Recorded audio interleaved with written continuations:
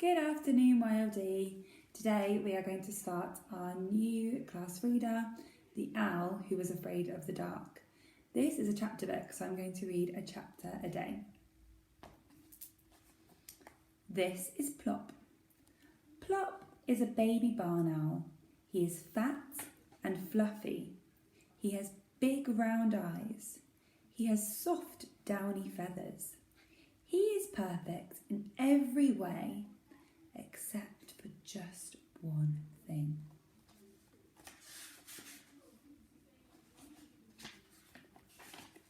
And you can see this has a contents page. So it tells us all the different chapters and the pages to go to read that chapter. Chapter 1. Dark is exciting. Plop was a baby barn owl and he lived with his mummy and daddy at the top of a very tall tree in a field. Plop was fat and fluffy. He had a beautiful heart-shaped ruff. He had enormous round eyes. He had very neckety knees. In fact, he was exactly the same as every baby barn owl that has ever been, except for one thing. Can you guess what you think it is? Plop was afraid of the dark. You can't be afraid of the dark, said his mummy. Owls are never afraid of the dark. This one is, Plop said. But owls are night birds, she said. Plop looked down at his toes. What does that mean if we look down? Yeah, we're feeling like sad or ashamed. I don't want to be a night bird, he mumbled. I want to be a day bird. You are what you are, said Mrs. Barn Owl firmly. Yes, I know, agreed Plop. And what I are is afraid of the dark. Oh dear, said Mrs. Barn Owl. It was clear that she was going to need a lot of patience. She shut her eyes and tried to think how best she could help Plop not to be afraid. Plop waited. His mother opened her eyes again. Plop, you are only afraid of the dark because you don't know about it. What do you know about the dark? It's black, said Plop. Well, that's wrong for a start. It can be silver or blue or grey or lots of other colours, but almost never black. What else do you know about it? I don't like it, said Plop. I do not like it at all. That's not knowing something, said his mother. That's feeling something. I don't think you know anything about the dark at all. Dark is nasty, Plop said. You don't know that. You have never had your beak outside the nest hole after dusk. I think you'd better go down into the world and find out a lot more about the dark before you make up your mind about it. Have you ever not wanted to do something that you've never done before? Yeah, I used to really not want to try things like bowling. Actually, it's really fun once you do it. Now, said Plop. Now, said his mother. Plop climbed out of the nest hole and wobbled along the branch outside. He peeped over the edge. The world seemed to be a very long way down. I'm not a very good lander, he said. I might spill myself. Your landing will improve with practice, said his mother. Look, there's a little boy down there on the edge of the wood collecting sticks. Go and talk to him about it. Now, said Plop. Now, said his mother. So Plop shut his eyes, took a deep breath, and fell off his branch. His small white wings... Oh, there's a little picture, I'll show you. So you can see that's Plop. His small white wings carried him down, but as he said, he was not a good lander. He did 7 very fast somersaults past the little boy. Oh, cried the little boy, a giant Catherine wheel. Do you know what a Catherine wheel is?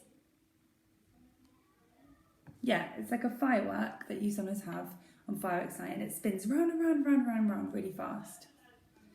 Actually, said the Catherine wheel, picking himself up, I'm a barn owl. Oh, yes, so you are, said the little boy with obvious disappointment. Of course you couldn't be a firework yet. Dad says we can't have the fireworks until it gets dark. Oh, I wish it would hurry up and get dark soon. You want it to get dark, said Plop in amazement. Oh, yes, said the little boy. Dark is exciting. And tonight is especially exciting because we're going to have fireworks. What are fireworks? Asked Plop. I don't think owls have them. Not barn owls, anyway. Don't you? Said the little boy. Oh, you poor thing. Well, there are rockets and flying saucers and volcanoes and golden rain and sparklers and... You can see them having a conversation there. But what are they? Begged Plop. Do you eat them? No, laughed the little boy. Daddy sets fire to their tails and they whoosh into the air and fill the sky with coloured stars. Well, the rockets, that is. I'm allowed to hold the sparklers. What about the volcanoes and the golden rain? What do they do? Oh, they sort of burst into showers of stars. The golden rain pours, well, like rain. And the flying saucers? Oh, they're super. They whiz round your head and make a sort of whee noise. I like them best. I think I would like fireworks, said Plop. I'm sure you would, said the little boy. Look here, where do you live? Up in that tree, in the top flat. There are squirrels farther down. That big tree in the middle of the field? Well, you can watch our fireworks from there. That's our garden, the one with the swing. You look out as soon as it gets dark. Does it have to be dark? Asked Plop. Of course it does. You can't see fireworks unless it's dark. Well, I must go. These sticks are for the bonfire. Bonfire, said Plop. What's that? You'll see if you look out tonight. Goodbye. Goodbye, said Plop, bobbing up and down in a funny little bow. He watched the boy run across the field and then took a little run himself, spread his wings and fluttered up to the landing branch. He slithered along it on his tummy and dived headfirst into the nest hole. Well, said his mother, the little boy says dark is exciting. And what do you think, Plop?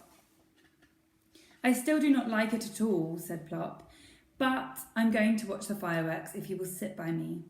I will sit by you, said his mother. So will I, said his father, who had just woken up. I like fireworks. So that is what they did. When it began to get dark, Plop waddled to the mouth of the nest hole and peered out cautiously. Come on, Plop. I think they're starting, called Mrs. Barn Owl. She was already in position on a big branch at the very top of the tree. We shall see beautifully from here. Plop took 2 brave little steps out of the nest hole. I'm here, said his mother quietly. Come on. So together, wings almost touching, they flew up. They were only just in time. There were flames leaping and crackling at the end of the little boy's garden. That must be the bonfire, squeaked Plop. Hardly had Plop got his wings tucked away, then whoosh! Up went a rocket and spat out a shower of green stars. Ooh, said Plop, his eyes like saucers. That means his eyes are really big. A fountain of dancing stars sprang up from the ground, and another and another. Ooh, said Plop again.